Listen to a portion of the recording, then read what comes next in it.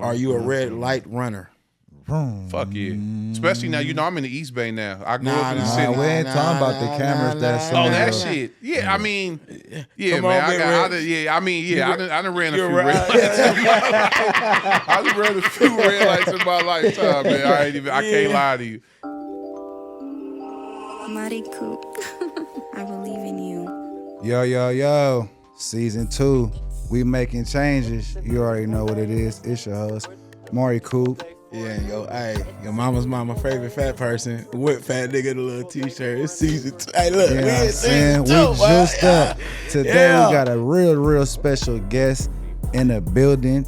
You feel me? I'm gonna let him do his thing, but we definitely want to highlight this man. He's a big impact in the Fillmore district, San Francisco district, and the Bay Area district. He's been in the game for a very long time. So if you don't know, you're gonna know today. Sir. How you doing, brother? I'm good, bro. Thank you for having me. You already know. brother, You already. Listen. Wow. Yeah, we finna jump this nigga today. Yeah, we is in there, man.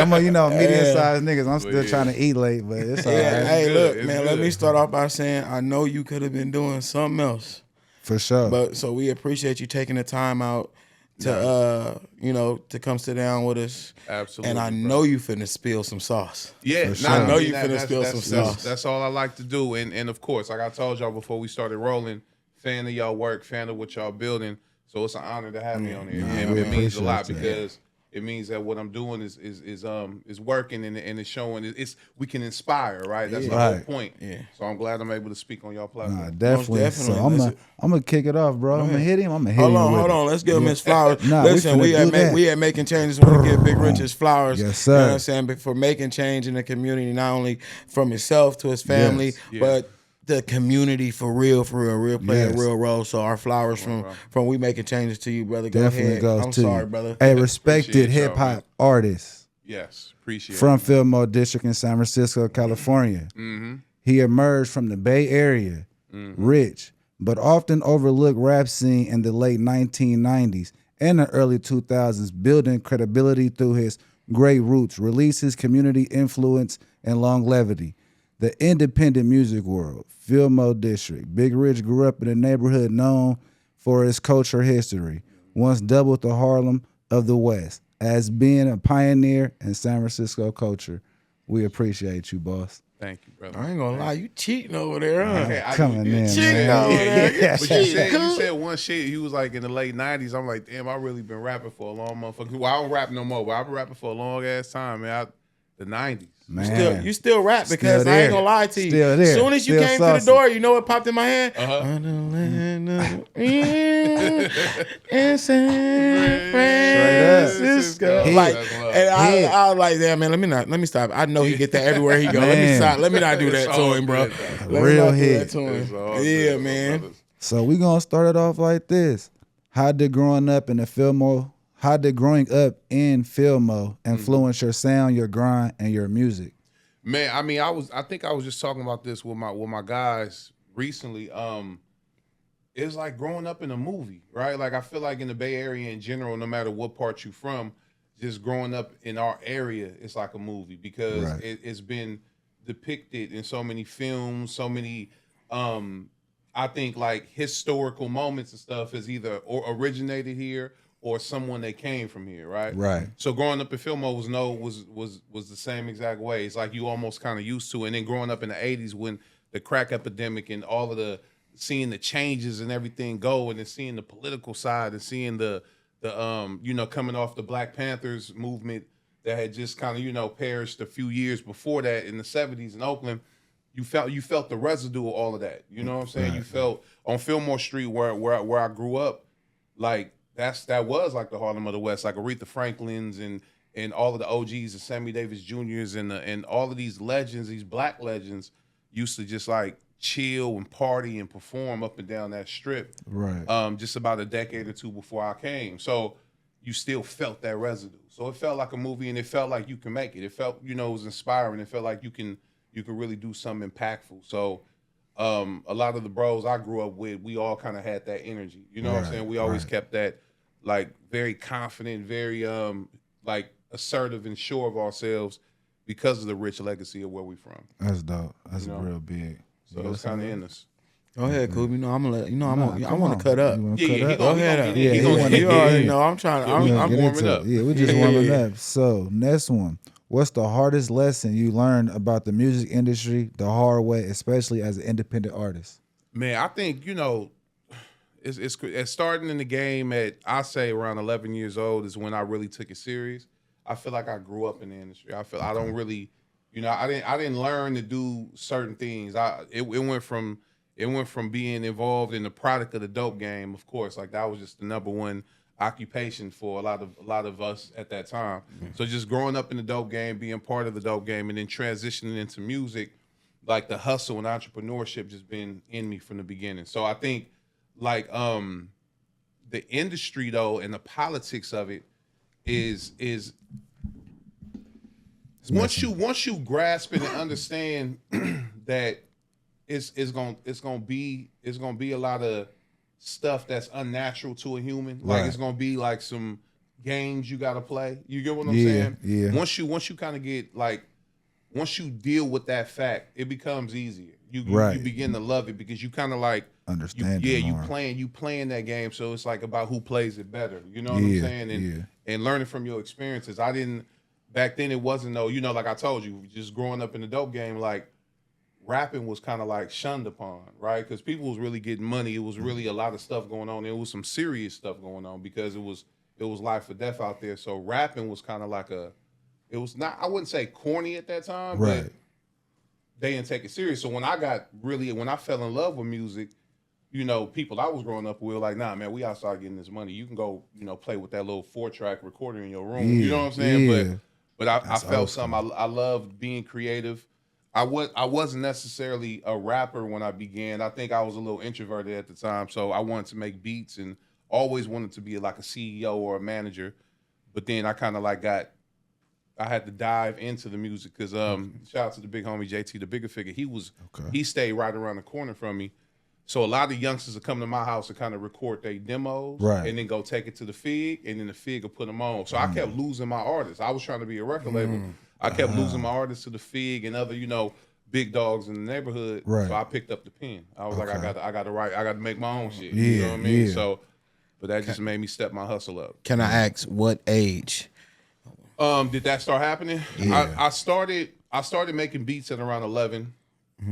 I had the privilege a couple years before that. San Quinn has been in my life since I was a kid. Okay. So like even before he took off, he ended up writing my first rap. And me, him, and two of my cousins, Mark D and New Rich, we did a song called King of the Stage. And Quinn wrote my first verse. I was like 9. I was like the young, chubby, big nigga that just had a little, I knew how to dress and shit. So swag. moms kept me dipped. So I was on that song, but I didn't really know what I was getting into at that time. Yeah. Okay. Fast forward 2 years later, I fell in love with music, and my mom had bought a karaoke box and a Casio keyboard, a Rapman keyboard, and I just rigged that shit up. And then everybody used to come to the house. We used to record. We had to put our head and the mic down to the Casio speaker. I didn't know what the hell I was doing, but we rigged it to make it work. But then we did that for 2 or 3 years. I upgraded the equipment, got these little. They don't even make the shit that I was making beats on no more. It's like discontinued. All analog shit, nothing digital. Right. And then around 15 or 16 is when I got serious about picking up the mic. But I still wasn't all the way confident in what I was doing yet. And Who were you listening to? Tupac, like a motherfucker. Like Tupac was like my big brother, man. I felt like everything I learned during that age was through Pac. San Quinn always been my favorite rapper. So at that time I was listening to that, and that's where I kind of got into it. And but rapping wise, when I started, the first person I emulated and really liked as a rapper was a rapper called Killer Tay. He was signed to AWOL in Sacramento, and he was from Fresno, but he was rapping with Sibo and them, and it was just somebody's style I loved, and that's what I kind of used as my start. Right. You get what I'm saying? Okay. Then I evolved from there. So that And that's what I was trying to get at. Like I was gonna ask, which artist was it that cracked you? Like, bro, I gotta write it. Killer Folk Take. That's what it is. Yeah. He got me. You know what I'm saying? I In feel the what you're mix. saying.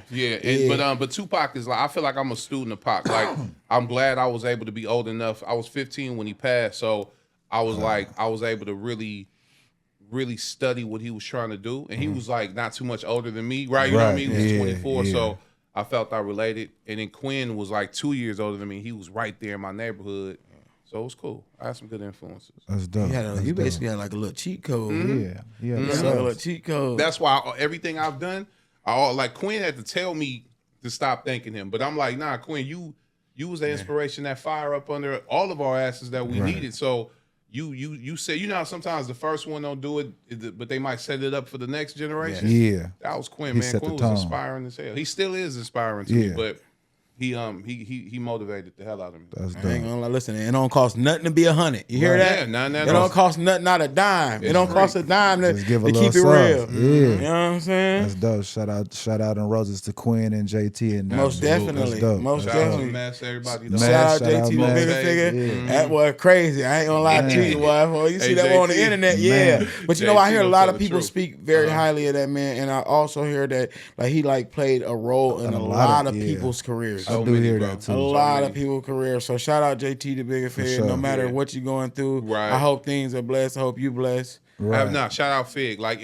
without his genius, like he paved the way in so many ways. And we thinking, oh, well, he learning this from somewhere. And then when you get 10 years later, you're like, nah, JT was actually teaching. brain. He was teaching us how to do it. Versus we just thought he was hearing it somewhere else and bringing it back to us. Right. This man was creating it in his head. You know what I'm saying? And helping people like Master P and them navigate through this shit. And you see what that, how that happened, right? So shout out to the Fig. That's dope. That's dope. What's one thing you would tell Big Rich in the beginning of his career? I usually don't have no regrets, right? Right.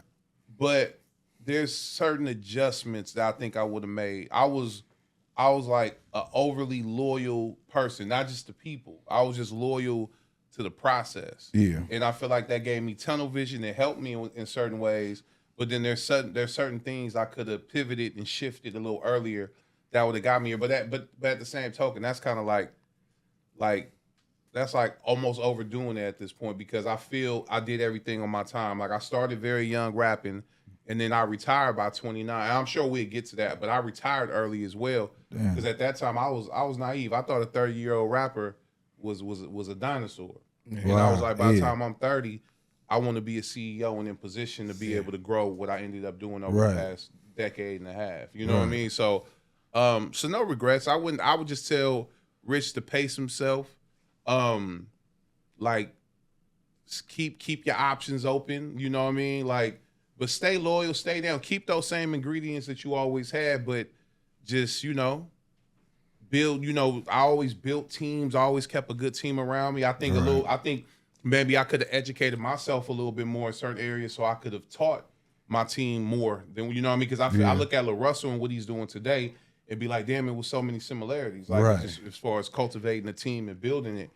So what he's doing is like amazing compared to what I was trying to do back then. You get what I'm saying? Yeah, but do you feel like if you would have went back and told yourself, it would have changed your story though?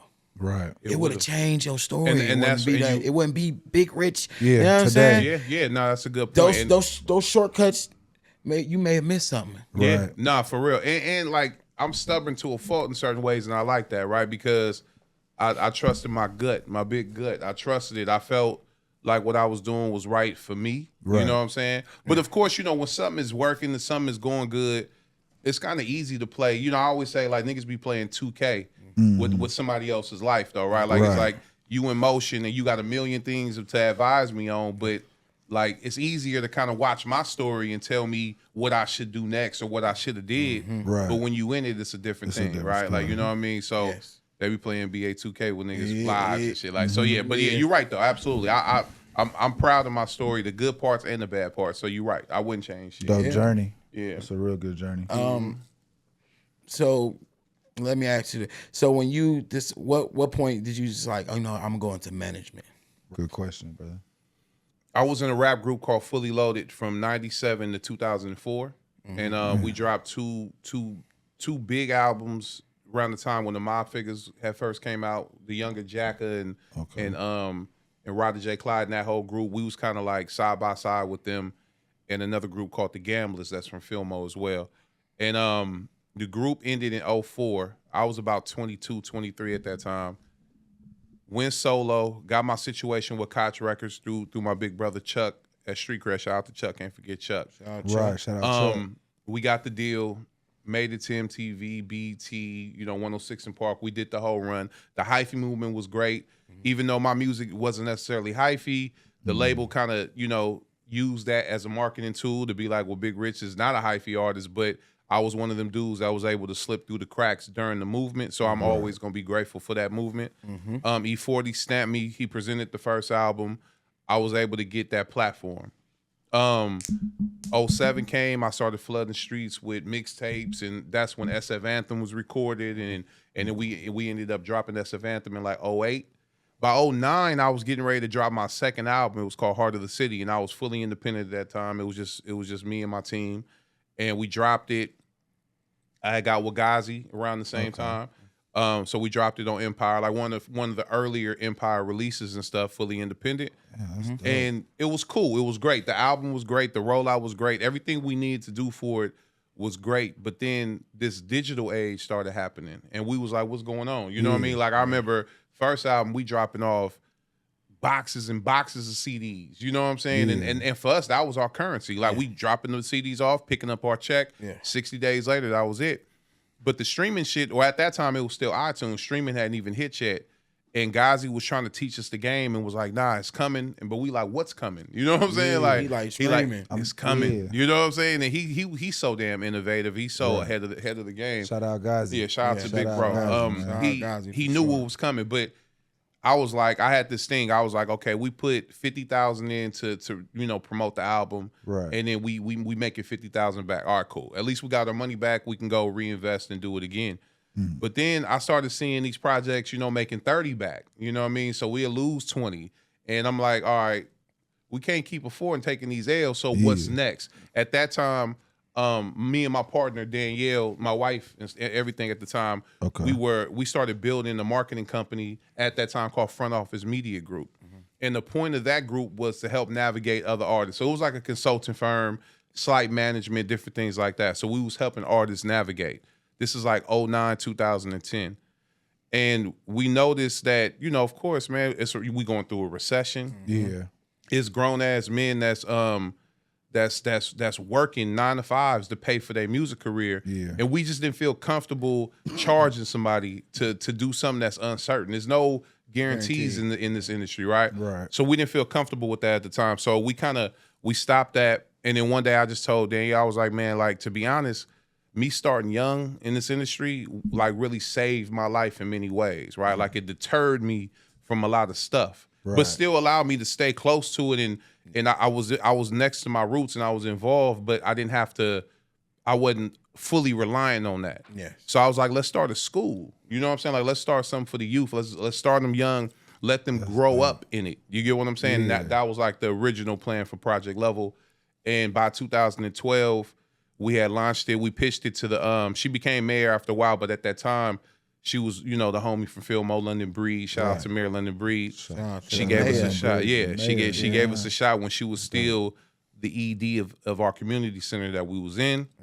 Yeah. She gave us a little budget, and we had to, we took that little budget and expanded it out. And Project Level went on to a lot of success. It's still producing a lot of success stories. But that was our passion at that point. So when I was transitioning from music into community, right? Yeah. Peep this, but I'm still in the music game. So I wanted to leave rap when I'm still relevant enough and still respected enough. I didn't want to leave rap when I was on my last leg and like, oh, this nigga needs to quit. I want to leave when I still had a lot of integrity, right? Yeah, real shit. And then so I can utilize those resources to help me grow my next journey. So we use all of those resources and got the support from everybody, the E40s, everybody, even rekindling with my boy Tuma Basa, who I was just on the phone with yesterday. But he was running MTV back in the days when the Bay Area was getting that love. Yeah. It was because of this man named Tuma Basa. They just took a liking into what we were doing out here. You know what I'm saying? He left and he went and built Revolt for that one guy that, I don't want to say his name, but he built Revolt TV for the one guy. Damn. And then Spotify stole Tuma from Revolt and he built Rap Caviar, which became like one of the early rap playlists that nobody knew what the hell was going on. He was just a curator. If you think about MTV Jams, it was a playlist. Yeah. Right? Before playlist was even a thing. It didn't even have a name for it. So he took that same genius move, brought it over to Spotify, and that created the playlist in streaming, right? Still didn't know what the hell was going on with the streaming. So we used to fly out to New York, just go hang with Tuma. And he was just like, nah, this is what's coming. This is technology, bro. This is what's next, this, that, and the third. So we still had one foot in the music industry, right? Yeah, but little cheat code. We still had our foot in it. So as we're developing artists and we're developing these youngsters and stuff like the Lil Kaylas and all them, Lil Kayla first performance ever was on our stage back in our youth program, right? Like back in 2014, 13. And then she took off and she went and did it on her own and took off and did her stuff. Right. And then we continued to develop. Then we met this kid named 24K Golden. He was from Lakeview, in our city or whatever, the other side of the town, no, but genius, smart kid, 4.2 GPA out of Lowell, which is like one of our academic schools in the city.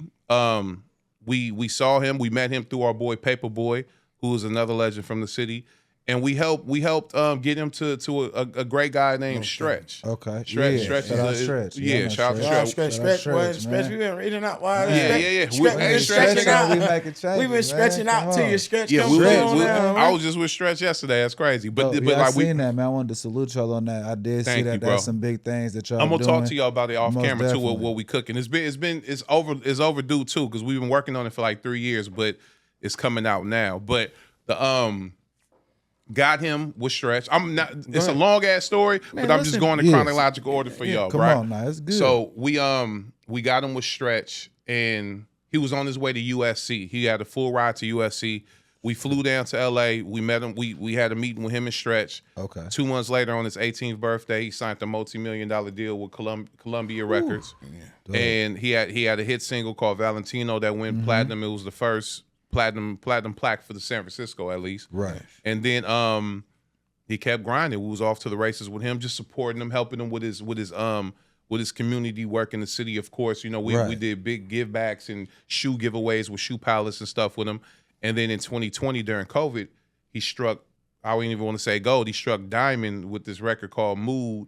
It went crazy. It went #1 in the country. And now it just formally went diamond. It just sold 10 million records 5 years later. And that's when we knew what we were doing at Project Level could be something bigger than just the community. Yeah, we got to salute y'all on that because that's dope. Building the ain't school, gonna lie to building the community, and giving back Thank to you, the bro. kids. That's Past dope. building it, Maintaining maintaining it, staying right. down. Right. Still You doing feel me? Right. Bro, listen. You heard I what he hear said in wobbly the beginning, moments all through that 1990s, story. Right. Yeah. That's what I'm I'm sitting back. saying. We sitting Right. back, kicking, learning gems right here today. Man. That's Right. big. Not only that, Appreciate that's that. belief. That take belief too, Right. bro. When you see Dude, bro, it was. We used to Right. say too. We was like when we was like in it, like 2015. We was like, this is definitely a 10 to 15 year investment. We might not see what we gonna see for Right. another 10 years, but we just locked down. You know what I mean? And like, let's keep growing it. And then that's when we knew it might be time to revisit the music industry on a managerial level. Right. And then that's when, you know, the Stunnerman O2s came and we got back in Kayla's career and helped shift the whole, you know, her whole Atlantic deal and everything else is going from there. So kind of like that's what's been happening like the last past 5 years maybe. Oh, that's doing big shit right there. I ain't gonna lie to you, bro. We got to salute you on That's that. huge man. because Big roses, look at it. man. She's big, bro. Yeah, she's saucy. Kayla's huge, man. Yeah, man. She's dope. But you know what the cool thing about it is like me and Danielle like our auntie and uncle. So business is just like a byproduct of the relationship. Like if we don't ever do business with her again, we gonna always be Unc and TT. You know what I mean? Yeah. Love that little girl. She's amazing. That's I dope. ain't gonna lie to amazing. you. I'm gonna keep it all the way 1,000. I heard the name prior to, but I really became aware of the name when the UC Kayla and Little Kayla thing started. Yeah. I'm not gonna lie to you. And Yeah, that was a that wild was something one. good for the Bears. It was. It got a little wild, but It got a little wild. it stayed music. Yeah, It it stayed did. music, you know what I'm As saying? it So should, I ain't gonna lie to you. Shout out Lil Kayla. Shout her out. You have been putting in the work, you know what I'm saying? Come down and get your flowers that we making changes. sure. Hey, you hear me? Hey, Yeah. Kayla, we gotta get you She up here. cool. I next. met her at the BT Awards, the Yeah. little hip hop thing they had in LA last year. So she was real down to earth. Met her at the Empire event. Yeah, Real cool yeah. person, Yeah, she real cool, cool. man. She cool. She ain't it. You know her. I think her reputation speaks for itself. And but that be she Right. been doing this shit since she was 14. So she a long kid. She time. grew up. You gonna make mistakes. You gonna get into it. You gonna pop off a little Right. here and there. But she done mellowed out. She love her family. She love God. She in church every Sunday. That's dope. Yeah, I see that too. And she take care of a lot of people. She take care of her family. She take care of her friends. Yeah. She's a good young woman. For real. Highlight that. Shout All her right, out. Man. listen, That's stay- highlight, stay man. blessed. Shout out, Yeah, Lil she making Kayla, changes man. too. That's why I feel like it gotta happen. Listen, because we need you, Lil Kayla. You heard Big Yeah, Rich, we man. most definitely got some flowers for Come you. on, for Yes, sir. sure. So let me ask you this. First of all, what's the next? But for you, are you only seeing as in you're so involved in the youth? Is that where you only look for an artist? No, actually, I don't. Like we managed. We even helped out. I ain't even gonna say we managed to help out. Like we started partnering and working with Nef Pharaoh. Okay. You know, who's a well established name as well. But just we always had a good friendship, a good relationship.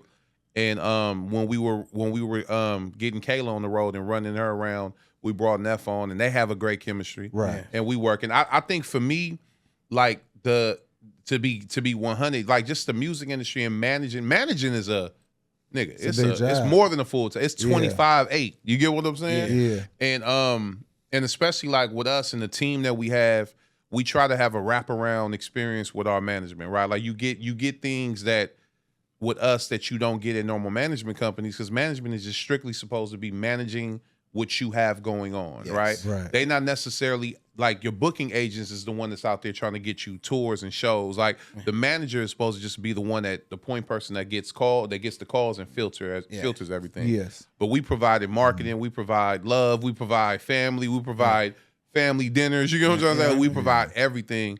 So that can take a toll on the team a little bit sometimes. Yes.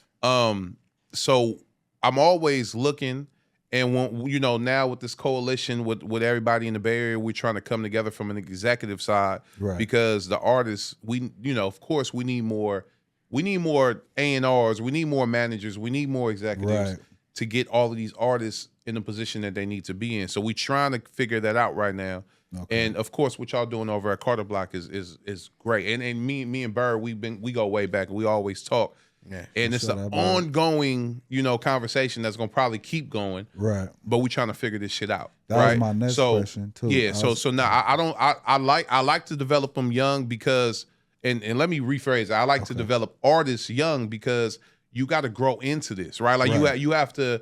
It's more than just your art. It's like a mindset, right? Like you got to really understand the ups and downs of this shit. So sometimes when you deal with an older artist, just to be honest, they already kind of stuck in their ways. Yeah. And so I would prefer developing an artist from, so they can understand the shit. But then sometimes when you can get a good partnership with somebody and you know what I mean, and they know their role, you know your role, y'all both grown-ups, Right. you can get some shit done too. So I'm open for both. That's dope. That was my next question. I was gonna ask you, do street records matter more than chart records? Like speaking from an independent artist that's been dealing with major labels for a long time, it all depends on what you want.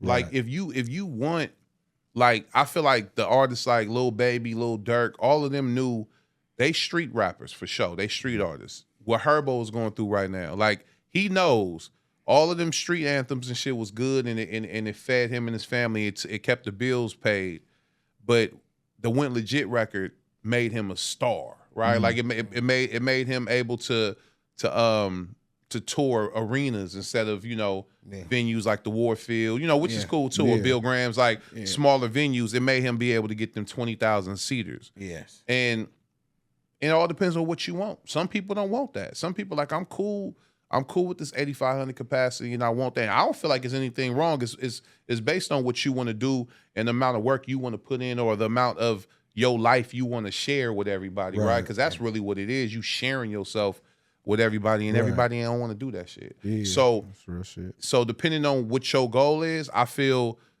street records or just that underground hip hop, because it don't even have to be necessarily street records, but underground hip hop is cool. And then you have your Kendrick Lamar, who was able to take that sound and that vibe and then go worldwide with it. Yeah. But I think it's going to be like one or two of those per generation. There ain't room for a lot of them. Right. Then I say you stay in that lane. But if you want to be a superstar, you got like radio isn't as powerful as it used to be. But when it comes to making money and making superstars, radio is still relevant in that world. Yeah. You still got, if you ain't on the radio, You ain't really, because that was my next one. Do fans really want honesty or just entertainment? I think at this point, don't it seem like it's just entertainment, right? Yeah. Like I feel like we, with of course, the whole conversation about snitching and all of that shit is just like, it's kind of just being neutralized at this point, right? Like the morals and the codes don't matter no more because the average consumer don't live that lifestyle, right? So they don't care. They don't see you telling on your friend as a bad thing as much as we do because we from the element of where we doing shit together, right? Like and like you doing it with me, but you telling on me, bro. Like like no matter what like you come from, it's cheating, right? Like it's cheating to do that. That's fucked up. We both did this and you ratted on me, right? But the average consumer, the average kid, they don't give a fuck about that shit. They'll tell on their friend anyway. They be like, Billy would go tell on Timmy. Like, Timmy stole my pencil and he go tell the principal right now and don't even think nothing of it, right? But where we from, that shit ain't as cool. Why? Listen, you a frog. You know what kind of frog you is?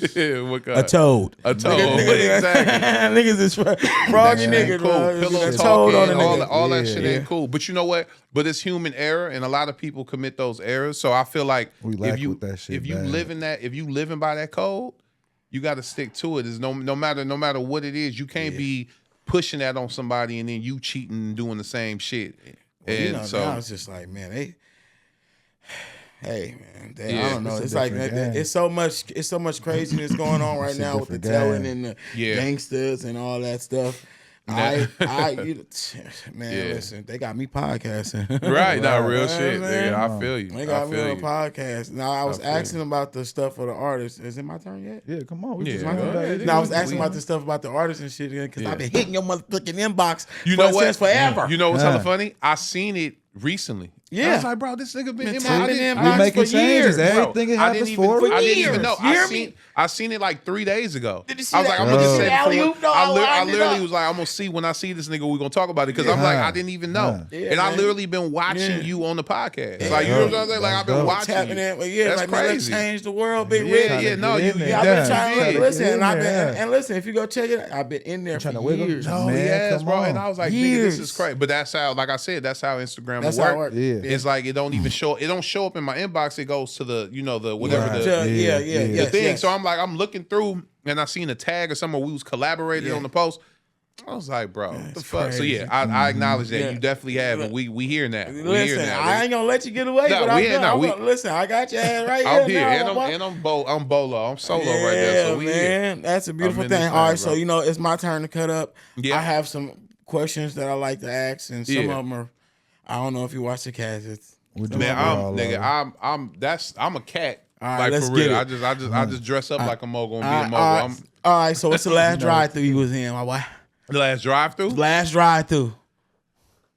Drive-through meaning Fast like food, fast nigga. food. Nigga, come on, man, it's our time. Nigga, which one? Hold on, let me. Fat nigga time, huh? I'm always on the road, so we hitting that. It's either fucking Jack in the Box, McDonald's, and you know what? For like 7-8 years, I stayed away from fast food, right? I can't eat McDonald's. Jack in the No, Box. But I love that Jack in the stayed Box. away. That I shit stayed like I had crack. Jack in the Box last night. That shit like I crack, stayed boy. away, but I fuck with Jack in the Box. McDonald's, I just seen too many damn reports about them. Yeah. I done seen them motherfucking burgers that last 3 years and shit. I'm like, I can't do it. Don't I want I can't ain't do gonna it. lie to you, my fat ass. I could taste the chemicals in that. Yeah, shit. you don't you? Eat that, like, it ain't A the double same. Like, cheeseburger don't taste the way it tasted 10 years ago. Yeah, No. nah, not at all. Not I at ain't gonna all. lie to you. It's kind of manny though. It's like we programmed at this point though, bro. Because every time I eat a McDonald's, I'm like, why niggas still Why eating these this burgers? shit? Them Yeah, I fries, ain't gonna lie. bro. I can eat the fries. Them I can fries, eat the I be fries. fucking the fries But up.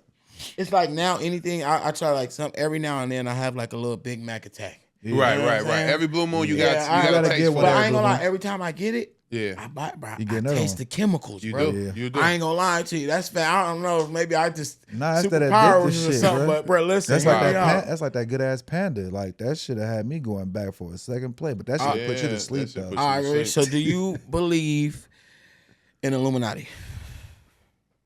Just had this conversation yesterday. No, I don't believe in the Illuminati. I believe that there is a process in the system of powerful people that are able to easily shift shit very easily because of the amount of power that they have, and they all are in cahoots.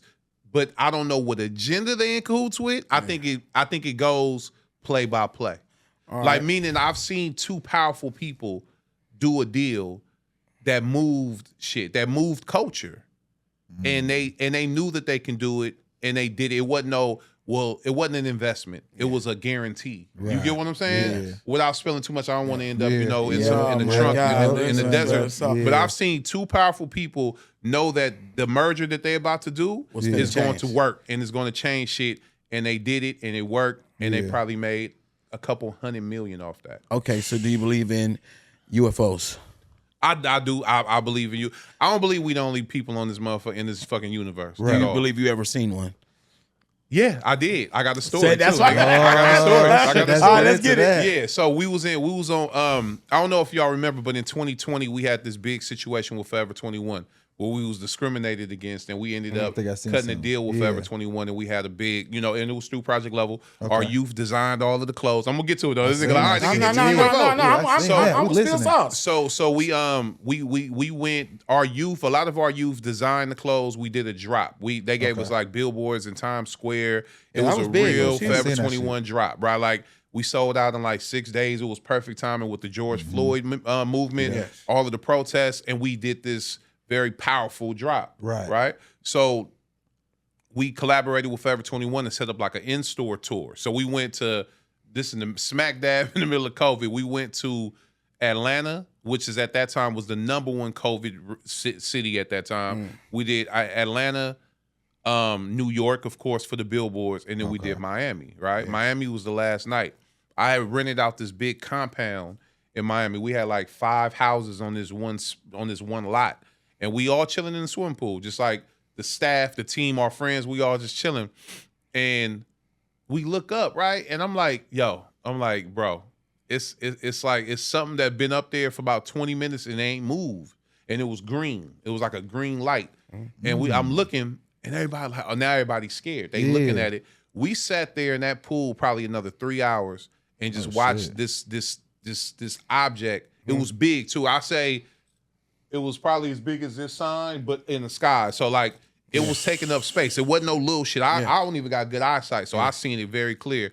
And it went from purple to blue to green to purple to blue, shit. and then it expanded and looked like a gate, like you can almost walk through it or you can drive through this gate like a gate to a house. It did that for about an hour, then it went back to its original form, and it was up there. When we went to sleep, it was still in the sky. It never left, right? So we Googling shit. We over here like, is it like some military show. shit going on? A light show, man. We didn't see nothing like that. This, that, and the shit. third. A few people recorded it. We got the video, but you know what's hella funny? It looked hella blurry, like how niggas like, That's how why they nigga do all it. this UFO technology? type shit? Yeah, it looked like it was blurry, like it almost like distorted our motherfucking camera. Damn. And this is on my nigga, both my parents did. I put it on both Like they the didn't want you to see that. They emojis. didn't want you to get that picture. And it was about 4 hours, 3.5, 4 hours. Like to the point it was only like 2, 3 of us in the pool still, and we just watching it just to see if it was gonna leave or whatever. It never left.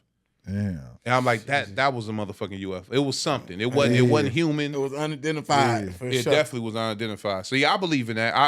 I'm kind of, I know the government know, and I remember I spent a lot of time in Vegas, and of course that's by Area 51, and we always Right. see those white planes that go back and forth. And we just like, man, why don't these niggas just keep it a buck with us so we can get this shit over with? Yeah, we man. probably living with them right now. It's all kind of shit probably going on with them damn, UFOs and aliens. Man. So I'm a believer. I'm a conspiracy theorist on that part. Are you a red light runner? Fuck yeah. Especially now, you know, I'm in the East Bay now. I grew up in the Nah, city. we ain't talking about the cameras that's Oh, in that the- shit. Yeah, I mean, yeah, Come man. on, Big Rich. I done ran a few You're red right. lights in my life. I done ran a few red lights in my lifetime, man. I can't lie to you. I mean, yeah, you know, just keep a towel near, you'll be all right. Come You know on, what I'm saying? yeah, It's- yeah. But it's manny. It's manny Yeah, at times. So when yeah. if you think about it too much, it get real Yeah. manny. You gotta Yeah. just kind of like just ignore it and just Yeah. kind of just do what you do. Turn down the lights. My Y'all part turn be that- down the My part be lights. the Yeah. after the fact. All right, know. so That realization. Yeah, right? you gotta keep Like, that So- tail on deck. so somebody comes into town Yeah. and you want to take them somewhere fancy to eat. Where are they going? Your artist flies in and you like, oh yeah, this, you know, I gotta show you this spot in Frisco. I gotta show you this spot. Good question. I think the new shit. I know Chato Mota is out. Mesky, you know, the boy Draymond got his new restaurant. It's I a gotta good go try vibe. that. Yeah, you gotta I try ain't it. never heard. I What's ain't it, what's had it called that. again? It's called Mesky. It's down Okay. there, damn near like kind of like in the TLs a little bit. I think it's on Post. Okay. But it he's smart. He bringing that energy and that vibe that we need in the city. You know what I'm Yeah. saying? That party vibe. But like I'm a steakhouse type of nigga, so we go to like Mastro's, different things like that. I mean, shout out to the team down there at STK. They love us every time we come in. They I've play been there. SF I've been Anthem. there before. But I'm not hella in love with the chef back there. I don't know. Somebody at STK just don't give it to me. But Yeah. shout out to them. I don't want to disrespect Man, the man, fam. listen, Yeah, shout out shout 'em STK. out. It's listen, we making changes. We We making telling changes. the truth. You know, we Right. spilling real salt. But if you out here, you got to go try Bobo's. It's a good steak. It's an old school steakhouse in the city. Shit Okay. good. It's Bobo. top notch. Any seafood, hit the pier. You know what I mean? Like people, I know the pier is like touristy or whatever, but they got some good shit. The Crab House down there. We gotta gonna go try mess that around spot. down there. Crab House is good on the wharf. It's a lot of good shit. Man, I ain't gonna lie to you, bro. Every time I go down there, Mm-hmm. that little, I don't get shit. I did get some shrimp. They Give me some shrimp. I don't know what it is about that fresh ass seafood. Like, I'm I straight. fuck some I- crab up, bro. That shit be I fresh fuck as some Yeah, hell, crab man, up, bro. Listen, my son just recently got into crab, bro. He want Yeah. king crab, Yeah, though, Oh, bro. yeah, Hey, bro. That He shit. want king crab. You He know what he 8, 9 want? years old. He want what he want. These kids is different. But Bro, we super 8, 9 years different, old. You bro. wouldn't think about no Nigga, crab, I bro. go through different drive-throughs when we eat out, and it's not dinner in the house. My kids is spoiled, bro. Yeah, bro. This one want this one. I'll be Yeah, at two Taco Bell, drive-throughs. McDonald's, Yeah. Wendy's one, In-N-Out, bro. What All y'all that think shit. about that though, right? I got a 20-year-old and an 18-year-old, and then I got I a got some of them. 4-year-old, right? I got some of them too. Exactly. What like the primes and all that shit when they you know now niggas is pulling up in the Maybach. I had like a Kia. I rented a Kia for my prime, right? Like you know what I mean with my little men's warehouse little tux. You know what I mean? Like rental. Like these kids, they could be They pulling up different. nigga in They Maybachs Maybachs, nigga, the and G wagons. Teslas, Yeah. Listen, The and then do it make Range it hard, do it Rovers. make it worse because you big rich. Of course, Right. you know the Like, pressure you damn, be you up, big rich. and I'll be laughing like, nigga, I don't give up. You know what I mean? Like, nigga, I'm not finna spend $20,000 on your prime. We got Man. shit. I'd rather invest that and flip that for you Yeah. for the future. You know Come what I'm on. saying? Yeah. Let me ask you this. I meant to ask you this while you're talking about the management. Yeah, You said you got a 20-year-old. 20-year-old. Yeah. I mean, if you don't mind. Oh, her name? Yes. Alani. Okay. She's my oldest. And then go make your way down. And then 18-year-old Bianca Okay. is like she was a superstar of the family. She been doing music and dancing and Disney and all that shit since she was like 3. Okay. And then Gigi is the baby. She's the boss though. Okay. She I the seen little her. ones I always seen her. run. Yeah, Yeah. she run Boss shit. in charge. She runs Yeah. shit for Yeah, sure. I that's met her at too the cool for me. baseball game, right? Yep, she Yeah, was boss there. in Yep. charge. So Yeah. I thought the girl Jasmine. Yeah, so everybody thinks she's our daughter as well. I Jazz ain't is gonna like lie, a bro. niece though. But I yeah. watched y'all turn Uh-huh. her into Yeah. that shit. Yeah, man. I ain't gonna lie. That's when I ain't gonna lie. That's when I started getting your That's- inbox. I'm like, this, hell no. Yeah, no, Jazz is amazing, man. She been knowing her whole life, so she's definitely like a niece. But that's how close we are, right? Right. Like, because they always thought she was.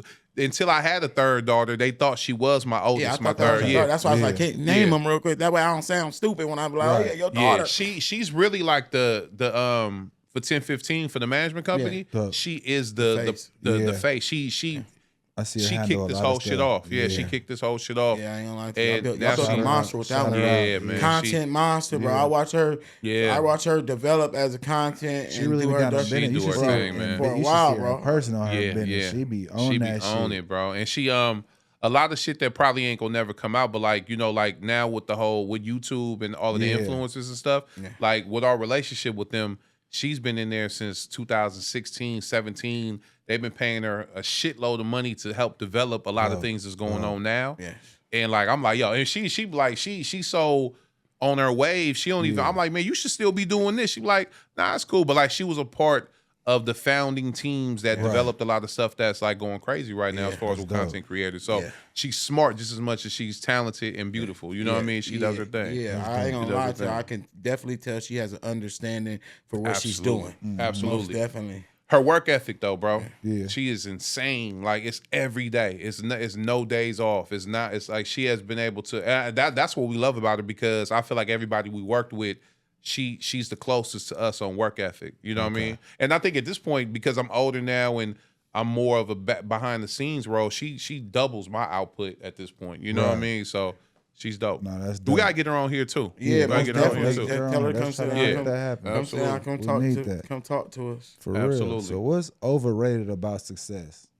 Oh man, probably everything that everybody want from it. Right. Everything about it is overrated. It's like, you know, Biggie said, more money, more problems, and yeah, of course, you got, you know, the more money you make, the more people you almost feel like that need to be taken care of, or you want to help people, especially if you a helpful person, right? Yeah.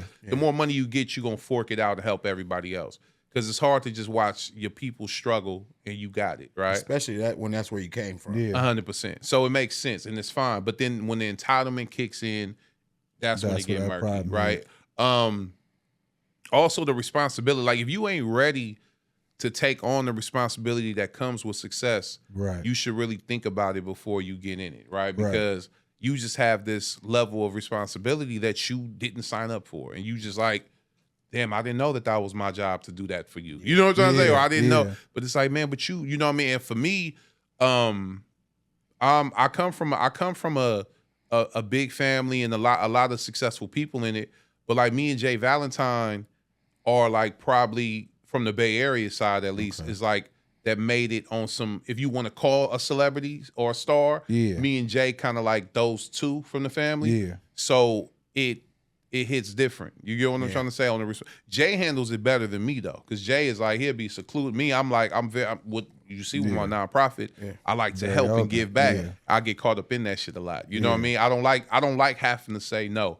I just be wanting people to work. Let's work though. Like I will, before I give you some money, I'd rather work with you and build. Let's build our own. I seen you out money. there doing some shit with the dirt. Y'all was out there building houses. Absolutely, because They gonna give you no fish. They gonna teach you how to fish. Absolutely, we shoveling shit. Like, let's go with you though. Absolutely, like, I don't just direct you or tell you I'm gonna get out there with you. That's, straight that's up. dope. Like I love because I love to invest in things, but I want to invest in something like you know how this shit go. Like I remember the Jay-Z had that part that went viral about him not wanting to give his cousin 4,800 or whatever, right? And he was just like, he was like, come on, man, I don't think you're going to invest that money into what you're trying to do, or more importantly, if I'm gonna do business with you and I don't see your work ethic, it's a bad investment for me, right? So if you just want 5,000, I'd rather just give you the 5,000. But don't lie to me and say you're trying to build a business with that money and you really just gonna go fuck it off. Because I don't do business like that. And I understood those fundamentals and those like that. You got to be disciplined as a business person, not just man, but as a business person in general. It comes with a lot of discipline. And if you ain't got that discipline, it kind of just like how you can taste the chemicals.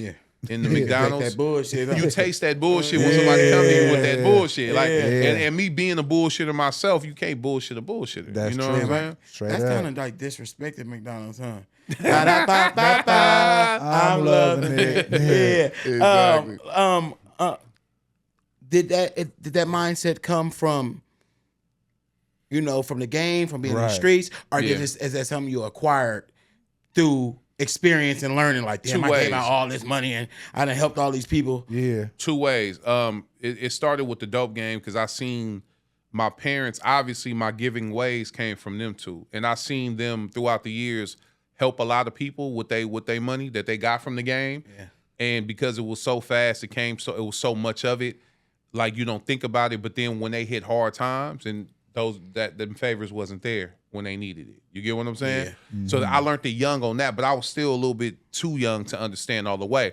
Then when I jumped in the music game, and it's really, really all about relationships, right? It's all about relationships. And when you see you behind the scenes and you see shit happening, like I said, just seeing two people come together, knowing what they're about, or the opposite. I done seen artists mess up in front of certain things and people, and they done, and they don't even know it. You right? You get what I'm saying? Like imagine you that light switch that they say is there gets turned off on your ass at this one day that you just thinking you doing something normal, and then you fuck for the rest of your career and you don't even know it. Because somebody behind the scenes is pulling them strings to make sure you don't get that success, right? That shit So be crazy, it's real, but it's also you can bust through that shit, Okay. but it's gonna come from you. You gotta. It ain't nobody else that somebody else can do. But relationships is very important. Right. I know a lot. I mean, with me saying that, I know a lot of the other big homies will hate. What's up, boy? I know a lot of the other big homies will hate for me to say it because it's subjective too, right? I feel I've seen it with my own two eyes, so I believe it. But they might be like, nah, it ain't like that, because you got to look at the perspective from where they at. Right. If in their seat, they like, okay, I could do something to change your life.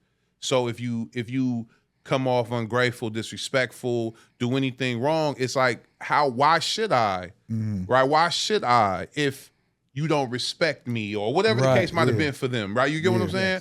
So from their perspective, they ain't looking at it that way. But from an artist's perspective, I'm like, nah, that's kind of fucked up. Yeah. You took the opportunity. I got one more question, and I know he gonna give a great response. How long you been married? Man, this nigga right here is crazy. I'm not married. How long you been married?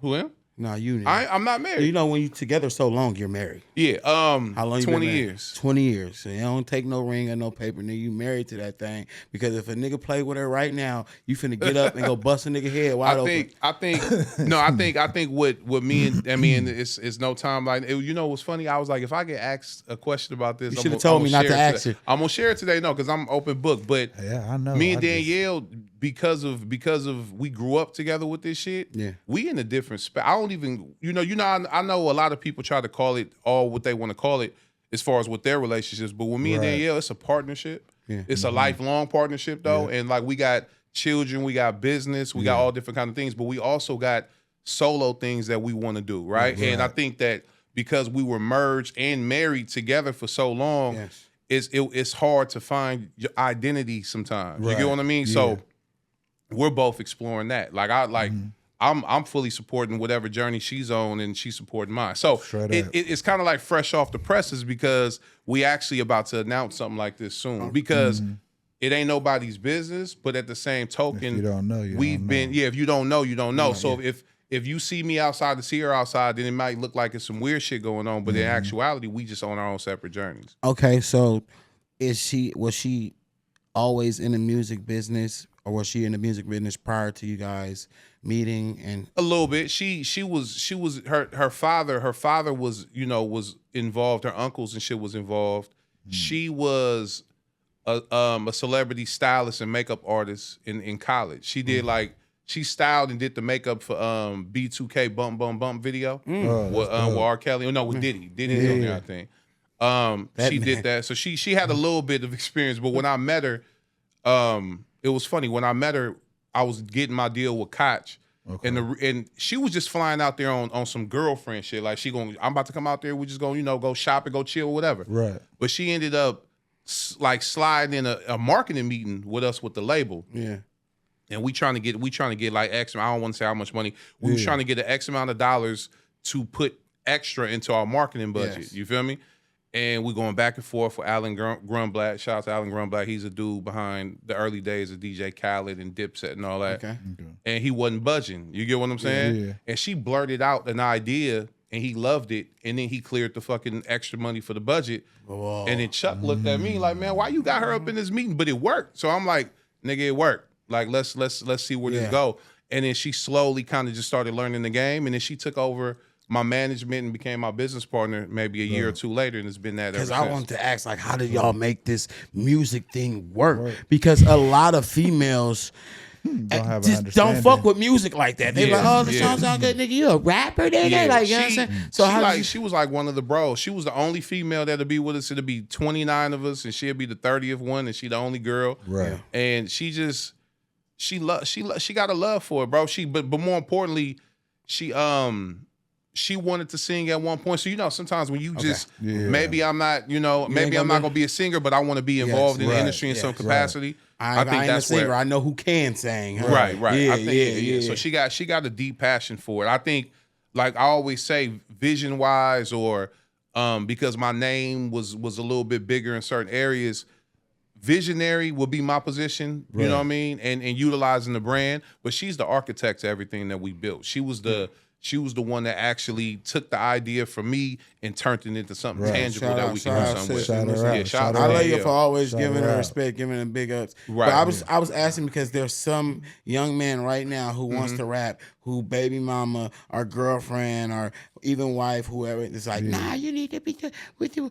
Was there ever a point in time where y'all hit that point where she was like, you need to be doing something else? Yeah, but no. When I retired from rap, she was pissed at me. Yeah. She wasn't ready for me to move to another thing. I mean, in hindsight, she loved the decision now because I was like, it's more for us. You know what I mean? But she was pissed. She was like, what you mean? Like, we came this far for you to, and I was like, I'm not quit. Like, she looked at it as like I was gonna quit and like go get a 9 to 5, which I mean, shout out to anybody with 9 to 5. I'm not mad at that at all. But she thought that we were like I was giving up on myself. Yeah. I'm like, hell nah. I'm like, nah, I'm transitioning into something newer and bigger and stronger. Right. And look what it became. And now she understands, of course. Right. But nah, she was with it. But she definitely had to go through her learning curves though. I think the politics of the music industry is what used to bother her because she was a genuine heart. She coming into the situation being genuine, and she see all of the little foolery going on. And she's like, hey, this is my boy from Fillmore. This is my boy from the towers. Yeah. So it's like, but not even that part. She actually a little bit up on the street politics, but it was the industry politics. Yeah. It was like, yo, like I'm literally like, she didn't understand that when somebody want to stand next to you is just to kind of get some clout from you. Okay. She didn't understand that. So when when a relationship will burn out or fizzle out, she was like, that was really my friend. Right. Yeah, like, she was making friends. She was making friends to get somewhere. You know what I mean? Right. But then she also was my compass too, because when you in it, you got to kind of like shaking hands, kissing babies, making friends, right? But she used to be that pit bull, like, nah, like once she figured this shit out, she went hard. She went crazy. She went hard. And then she was my that's backbone a blessing, when it came bro, to that. Everybody, girls, not supportive with the rest. So Danielle is different. Right. I ain't even gonna lie. Like I've met a lot of people in my life, and the way Danielle get down, it's a small group of them. Right. And she in that group of the ones that just understand. Right. You know? So before we get up out of here, we got a couple things we got to highlight. Yes, sir. I need you to highlight. I know personally because I was on the last one. It was dope. The yacht party. Yeah. Can you let the people know, the viewers know about this yacht party that's going down? So for Super Bowl, we the first one we kicked off and did was last year for All-Star Weekend, and just kind of wanted to, like, of course we hear all of the, I wouldn't even say complaints, just like the requests that people want, like. This the Bay, a lot of shit come from here. The culture is there, but then when you look at like party cities and party towns, city government, the infrastructure behind things, they don't like cater to that side, right? Like, you know what I mean? Like they didn't cater to music until, I know Ghazi is really pushing that through the door now, and I feel like all of us had input. I mean, even your next guest, Gunna, that's always been conversation since we was young. About how can we get City Hall and get the city to recognize what we're doing on a different level and being able to get fundings and different things. And now, a lot of that type of stuff happens because of people like us, right? Okay. So we wanted to do, for the yacht party, it's like we got this big ass bay, this water, all this shit, but we ain't never in the water. You got to go to Miami to go get a yacht and turn up. So that's what we did last year for All-Star. It went great. So of course we did it throughout the year. Everyone sold out. It was good. But then now we're going to bring it back for Super Bowl, and it's going to be big. It's like, these kind of moments come every 20, 30 years for us, so we got to really go hard. It's a lot of cool stuff. I ended up, I don't want to say it because the paperwork not signed, but we ended up getting one of our own, a Bay Area, icon, to do the Super Bowl pregame. It's kind of dope. It's kind of, I can't tell too much, but that was one of those accomplishments, right? Because it's like, you know how that shit go. Yeah. Right. If you from this area and they come in here, you want to you work to be involved, right? You want to be acknowledged or at least have your hand in something. So to be able to accomplish those things, just 10 years ago when Super Bowl was out here last time, I was just a patron. I was just there. You know what I mean? I was just around. Yeah. But this year to be able to be in the infrastructure of it, it's kind of dope. I'm telling you, listen. So when you see me like Cuzzo, yes sir, Cuzzo, yes sir. One thing I can say, if you know this man, he'll definitely make sure you're there. I'll even even some media coverage on my first time ever going to a Giants game. That was fun, because bro. of you, man. Thank I appreciate that. That shit was good. dope. I ain't never seen no grass so goddamn green in my life. I felt like I was cool, right there and direct. But I also got one more thing. I know I'm a part of it, but I don't want to talk on me. Yeah, it's big. You a part of the Boss Move Awards, man. Yeah, man. I mean, I feel like what Sis got going and the whole crew and then with your involvement in it, I just wanted to help out in any kind of way I could because I know how hard it is to get people to sign on to something, right? Because also in our region, we've also been like lied to a lot. We've been overlooked a lot. So sometimes it takes a level of energy to get people to sign on to something. And I feel like what y'all doing with that is giving people flowers that probably ain't gonna never see nothing like that. Right. That means something. And sometimes we can get, because we're so disgruntled, we can get in our own way and be like, man, nah, fuck that. And then you realize that you shitting on yourself. Right. So getting involved was to be like, all right, cool.